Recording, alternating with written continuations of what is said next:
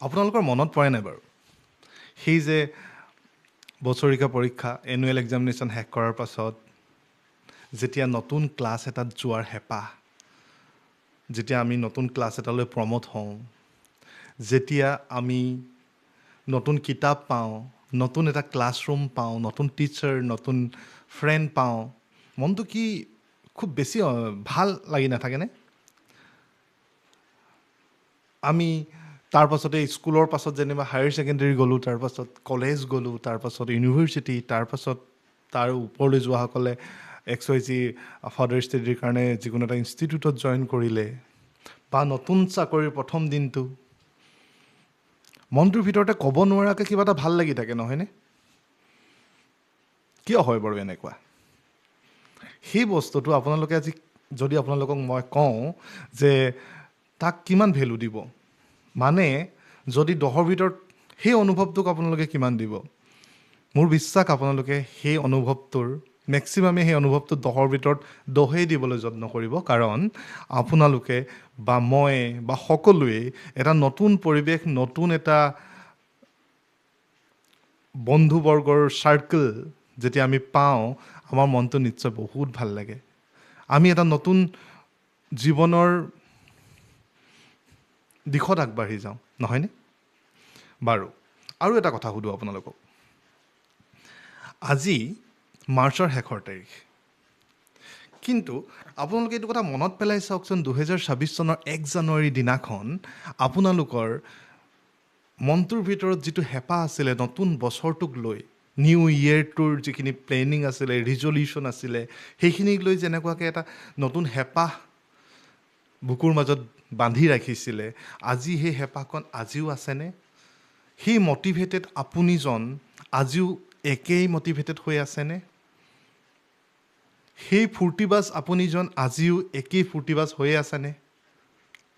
যদি আছে, আপোনাক মই ইয়াৰ পৰাই আগতীয়া অভিনন্দন জনাইছোঁ, কাৰণ আপুনি হয়তো নিজৰ জীৱনটো ডিচিপ্লিন উইথ চলাই যাবলৈ সক্ষম হৈছে। আপুনি ৰিয়েলিটি আৰু আপোনাৰ গ'ল্ডৰ ওপৰত বহুত ফ'কাছত আপুনি জীৱনটো নিৰ্বাহ কৰিব পাৰিছে।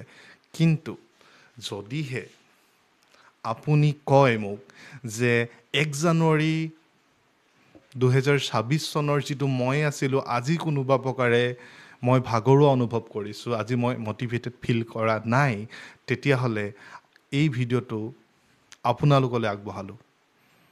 নমস্কাৰ, মই অৰিন্দম কোঁৱৰে আপোনালোকৰ লগত আলোচনা কৰিবলৈ আহিছোঁ এটা নতুন থিয়ৰীৰ বিষয়ে, ছ'চিয়েল চাইক'লজিৰ এটা থিয়ৰীৰ বিষয়ে।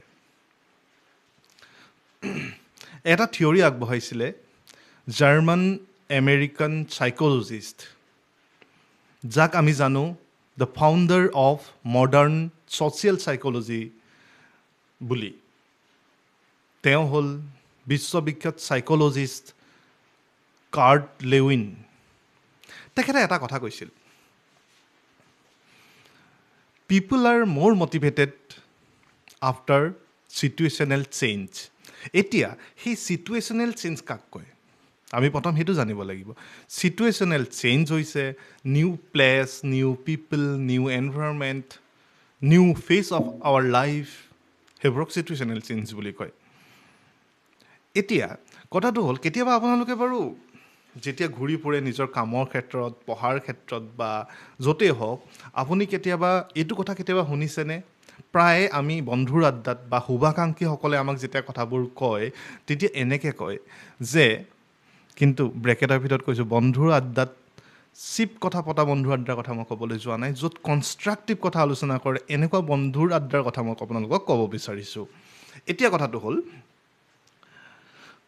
যদি আপুনি মটিভেটেড হৈ থকা নাই, কোনোবাই কোৱা শুনিছেনে? যদি আপুনি মটিভেটেড নহয়, যদি আপুনি ডিপ্ৰেছত আছে, যদি আপুনি নিজে ইচ্ছা কৰা মতে আপুনি গ্ৰ' কৰিব পৰা নাই, তেতিয়াহ'লে আপুনি পৰিৱেশটো চেঞ্জ কৰি দিয়ক, বা আপোনাৰ বন্ধুবৰ্গক এবাৰ ঘূৰি চাওক, পুনৰবাৰ বিশ্লেষণ কৰক, এনালাইচিছ কৰক যে সঁচাকৈ মই এটা কাৰেক্ট, এটা ভাল ফ্ৰেণ্ড চাৰ্কুলৰ মাজত আছোঁনে নাই।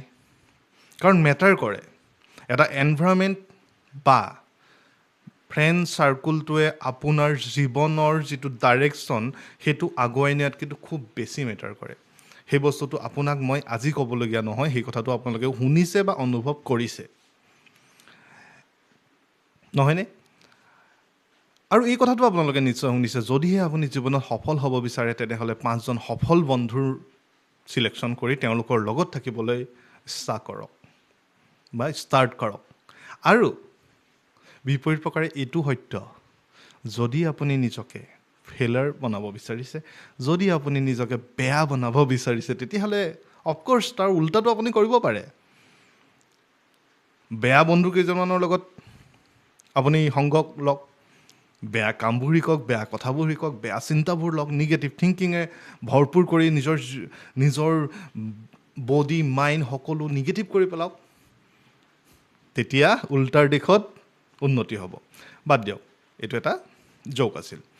এতিয়া কথাটো হ'ল, সেই কাৰ্ল লুইনে যিটো কথা কৈছিলে যে পিপুল আৰ মোৰ মটিভেটেড আফটাৰ চিটুৱেশ্যনেল চেঞ্জ বা চেঞ্জ দেয়াৰ চিটুৱেশ্যন, অ'কে, সেই বস্তুটো আমি সদায় কৰিবলৈ চেষ্টা কৰিব লাগে। যদিহে আপুনি